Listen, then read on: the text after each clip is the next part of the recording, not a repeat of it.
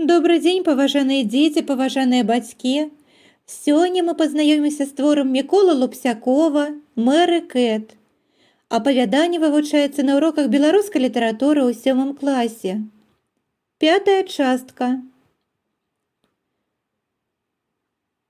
У гэтую ноч я амаль не спаў.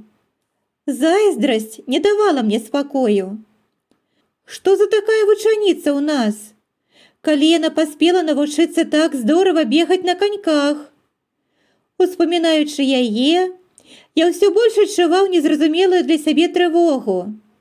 Нешта новае, хвалюючае падступалася да мяне. Я злаваўся на яе і чамусьці радаваўся гэтай сваёй злосці. Радасць запаўняла мяне ўсё больш і больш. І раптам мне падумалася, а што, калі я куплю канькі і навучуся катацца так, як гэтая Эмма? Вучыцца буду дзе-небудзь на далёкай крыніцы, каб ніхто не бачыў. Пакуль пойдзе снег, часу хопіць, а тады адразу здзіўлю ўсіх. Гэтая думка захапіла мяне. Ды як?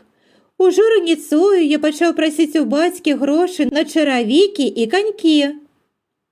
Бацька ніколі і ні ў чым мне не адмаўляў. Канькі? Толькі перапытаў ён.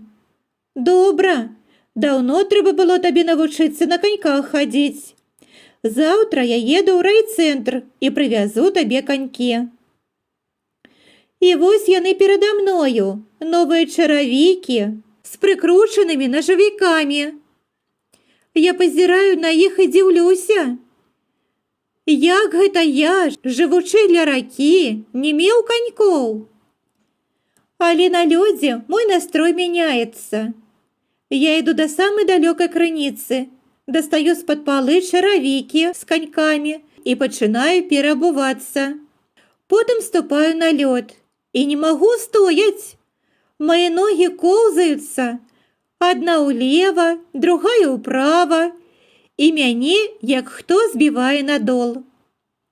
Мне робіцца сумна. Дарэмна я ўсё гэта надумаў. Не дагнаць мне яе. Я падымаюся і адразу ж падаю яшчэ раз.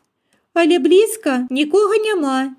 І я настойліва пачынаю трэніравацца, і ўсё падаю на лёд і бокам, і спінаю, і жыватом. Урэшце, к канцу дня мне ўдаецца ўсё ж праехацца на каньках добрыя гоні. Я весялею. У нас вечарамі бывае вельмі прыгожа. Успыхвае электрычнасць у вокнах хат. Запальваецца ліхтар на вуліцы ля крамы. Цісне мароз, дрэвы стаяць у ініі. У калгасным клубе пачынаецца кіно. Папыхвае паравік у школьнай майстэрні. Толькі мяне няма ні ў кіно, ні ў школе, ні ў клубнай більярднай. Я ў гэты час нясуся па рэчцы на каньках. Лёд спявае пад маімі нагамі. Мне горача. Твар аж палае ад гарачыні. Над рэчкай у глыбіні неба гараць вялікія і малыя зоры. Па берагах у цемені мільгаюць лазовыя кусты. Я адзін, штуршок за штуршком па знаёмай дарозе. Нікога няма на рацэ. Цемень, лёд, вецер ды я. Адзін адным. Што там цяпер робіць гэтая Эма?